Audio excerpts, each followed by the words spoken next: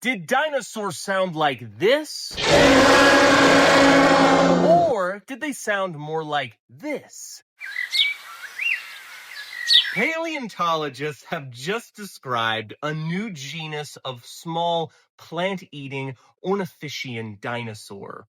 They've named it Pulausaurus, and it's known from one spectacular skeleton from the Tiao-Chan Formation in China. This little dinosaur lived there 160 million years ago during the Middle Jurassic period. This formation is famous for its remarkable preservation rate in terms of its dinosaur fossils. Many of the small theropod dinosaurs discovered there have been preserved with the impression of feathers on their bodies. Unfortunately, Pulausaurus was not preserved with feather impressions, but scientists did discover something absolutely incredible in this little skeleton.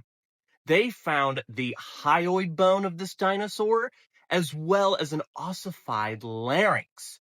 This is only the second time that a larynx has been discovered in a non-avian dinosaur.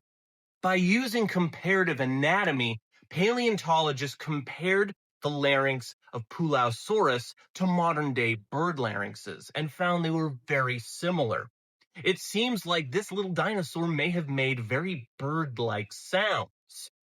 Alongside the larynx, paleontologists also found coelites in the gut contents of this dinosaur, suggesting that before it died, it had potentially munched on some tasty seeds. If you want to learn more about what the sounds of the Jurassic were like, come check us out here at the Tyrannosaurus.